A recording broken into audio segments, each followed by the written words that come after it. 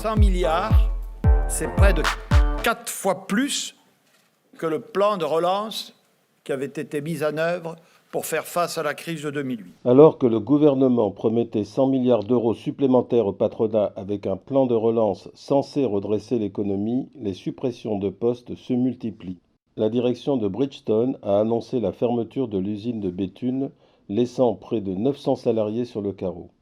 Bridgestone s'ajoute à la longue liste des grands groupes qui suppriment des postes par milliers. Renault, Airbus, Air France, General Electric, Cargill, Alinéa, Auchan, Nokia. À chaque fois le même scénario. Ce sont d'abord les intérimaires, les prestataires et tous les autres salariés précaires qui sont mis à la porte. Arrive ensuite la deuxième vague, celle des licenciements facilités par divers artifices juridiques grâce auxquels les patrons évitent souvent le déclenchement mal nommé plan de sauvegarde de l'emploi.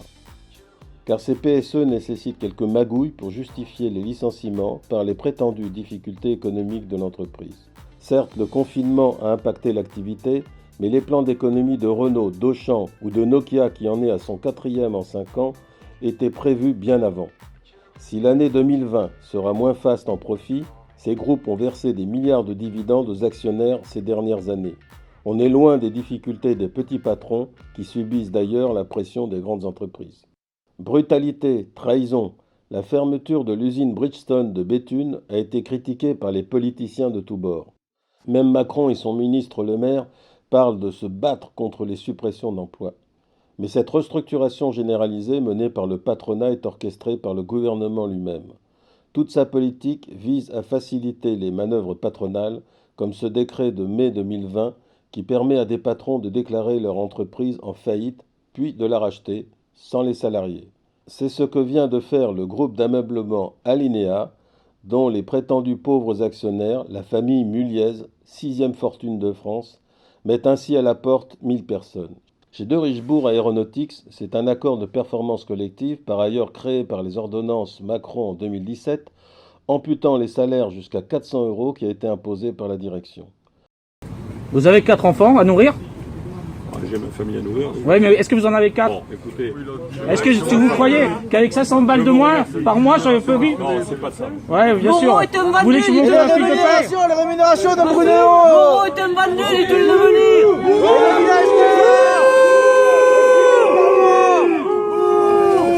Mort à la PC! Mort à la PC! Grâce à ce dispositif, les employés qui refusaient ce chantage à l'emploi ont été automatiquement licenciés. La bourse ou la vie, accepter les reculs ou finir au chômage. Face à cette offensive générale du patronat, les syndicats jouent le jeu du dialogue social, site par site. À Bridgestone, ils ont signé avec la direction un accord de méthode sous l'égide du gouvernement pour discuter pendant 5 mois de la meilleure manière de fermer l'usine. Les travailleurs n'ont rien à attendre de ces négociations étalées dans le temps et cloisonnées dans chaque entreprise. Elles ne peuvent que déboucher sur des reculs. Ce sont les salariés qui feront les frais des plans de compétitivité prétendument négociés, mais voulus par les patrons.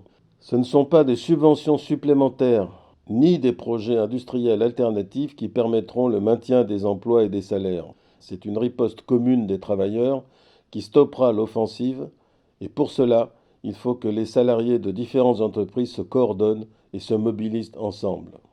Envoie ce son à 3 personnes de ton entourage, qui l'enverront à 3 personnes de leur entourage, qui l'enverront à 3 personnes de leur entourage, qui l'enverront à 3 personnes, et ainsi de suite.